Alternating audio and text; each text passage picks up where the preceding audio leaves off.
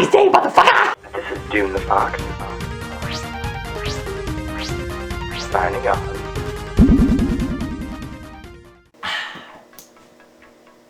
Hi everybody, what's going on? Welcome to this episode of Bullshit and Fuckery on the internet. Wow! In today's episode, we are interviewing this creature of the sunlight. All of the sunlight. In fact, all of the sunlight so that it becomes focused into like a prism, and then it becomes its own thing, and that means it's white! Don't I reflect all the light?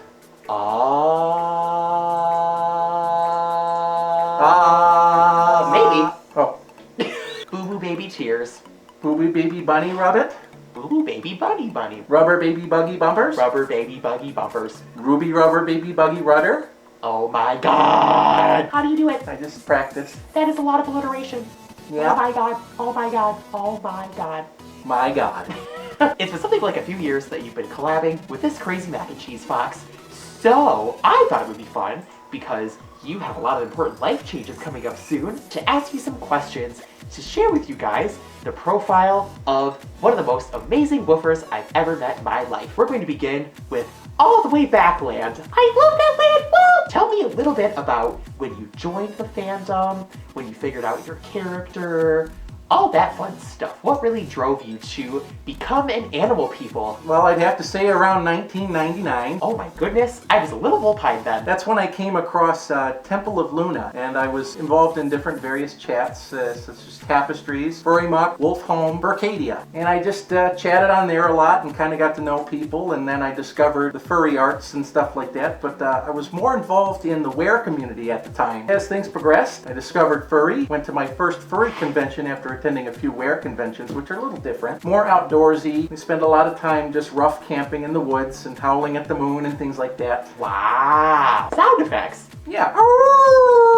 Wow, he's really good at that. Holy shit. My first furry con was Feral 2005, and that's where things really broadened for me because I met local furries that I didn't know existed. Feral was really awesome. How did you stumble into, hey, I'm gonna be an Arctic Waffle? How did that happen? I was really into spiritualism and meditation growing up. I had dreams about being a wolf. You're running through the fields and you look down and your hands are not your hands, but they're actually paws. Wow. And I was an Arctic wolf in my dreams. That is so cool. What have I been in my dreams? Falling through a field, and I've been a snow leopard, and I've been asleep, and then asleep again, and then asleep again. And, oh, this one time, I flew a drone. You flew a drone? Yeah. In your dream? I was the drone. Oh. I flew myself. You believe you can fly. And it worked because it was a dream. Oh my god. What is one of your favorite conventions of all time? Furry Connection North would probably be my favorite because it's my home con. Mm-hmm. Started in 2008. The con chair was Gur Tigran. A lot of my friends that I got to meet from Feral, we put this together, and I was a staffer for that convention. Wow, that's cool. Yeah, it grew. We didn't expect so many people to show up to the con. Our first numbers, we figured we'd have about 150. We had over 350 people attend the first year. Wow. So then we moved, and the next year we anticipated about 500, and we had almost 800 people attend the second year, I believe. Wow. That one was my favorite. It was one that I was involved in and was able to help it grow from the start. Do you have a favorite year of FCN? The first year, it was still small, even though we had overabundance of numbers, but it's just really awesome to see how things take off from a fresh start. I totally get that. It's totally fun to be part of like this new exciting thing, and then you make it a project, and then you put it out in the world, and you're like, okay, be a bunny. And then the bunnies become more bunnies, and those bunnies become more bunnies, and then you bring in all the bunnies, and that's how you get a convention. Well, how do you get so many bunnies? Well, you have to start with one bunny. They're like viruses. But you need 2 bunnies to make more than one and 2 bunnies. Can a bunny clone itself? I'll tell you more when you grow older. You're only less than a year old. Oh, I haven't had that class yet.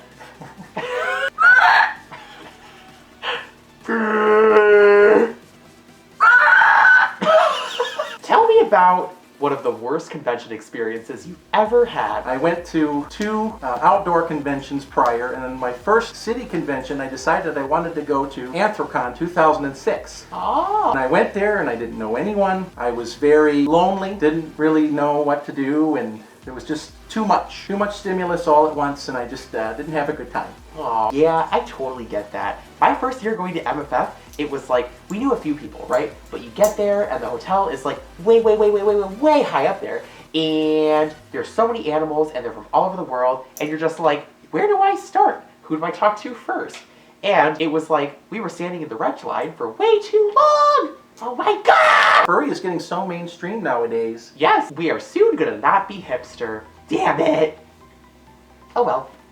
Recently, you mentioned that somebody threw an interesting verbiage to describe your behind end on the internet. Yes. What did they say? Now, I had no idea what it meant, but somebody called me dummy thick. I took it as an insult at first. I'm like, what? Do you mean I'm just dumb and thick-headed? And they're like, no.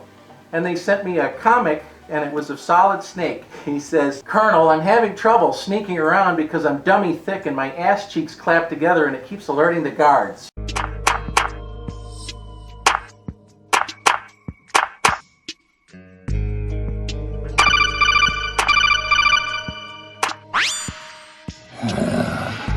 Colonel, I'm trying to sneak around, but I'm dummy thick, and the clap of my ass cheeks keeps alerting the guards. I'm dummy thick, and if you hear me walking around in conventions, it's because my ass cheeks are clapping together. I try to muffle it with my tail.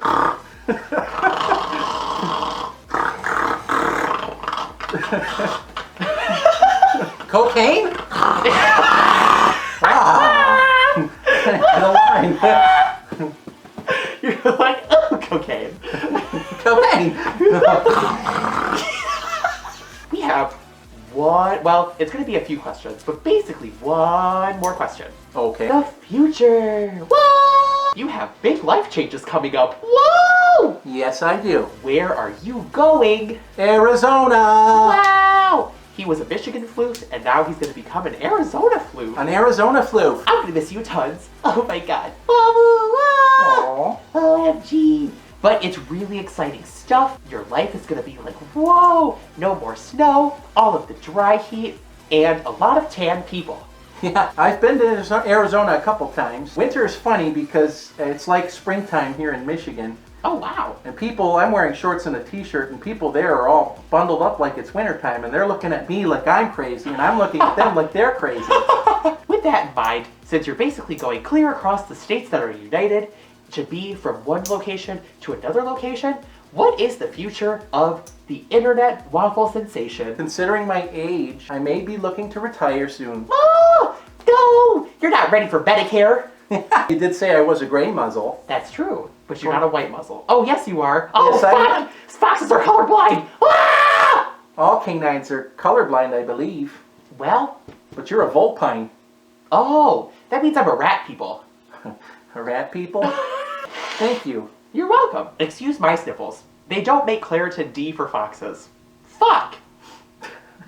So if you're going to retire, will there be another internet waffle sensation? Unfortunately, probably not for a while yet. I do have another suit that I can try to bring to life, but I need to shed a few pounds so that he fits better. Is this your favorite holiday? Because I am Irish in my bloodlines, no, it's not my favorite, but I do enjoy it quite a bit. That is a good answer. Just like Family Feud taught us. Good answer, good answer. Good answer!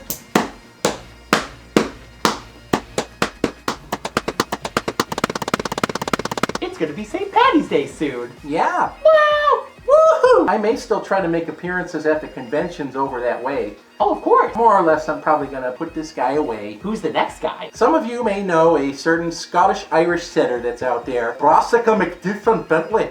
Whoa! He's like a whole new person. He is a whole new person. Wow! And his inspiration is actually from one of my favorite cartoons, Samurai Jack. And I was inspired by episode number 11, where Jack is versus the Scotsman. I was really inspired by the Scotsman and how he insulted Jack, just the way they eventually cooperated to get past their adversaries. That's how Brassy kind of came about. It's gonna be St. Patty's Day soon. We're wearing our green. We're going to have adult beverages, and there's gonna be food. Thank you for being green with the mac and cheese, orange floofle flocks wearing green. Also remember to drink responsibly. Yes, that means if you pick up the third beer, you finish it, motherfucker. Haha, Don't spill it. put it in your face hole. Not your booty hole. Some people do that, and then they get drunk from their booty hole behind. They call it the butt chug. I've never done that. Nope, I've never done that either. See, Mozart makes babies smarter. As leading experts say, Mozart makes babies smarter. Hopefully you guys are safe on St. Patty's Day. Drink responsibly, be green, collect the gold, find the rainbows, and have a good time with people. Thank you for hanging out on my couch for this little Q&A session, and you're so fuzzy, and I honestly wish you well in the land of Zona Air. Zona Air, Arizona. Yeah, Thank you for interviewing me. I had a wonderful time. I had fun asking you questions.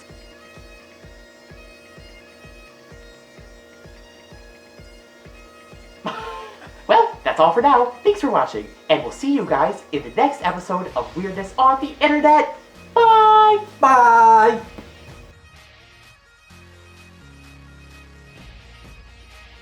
Waffle, you're the best. What? Yeah, Thank you. You're welcome.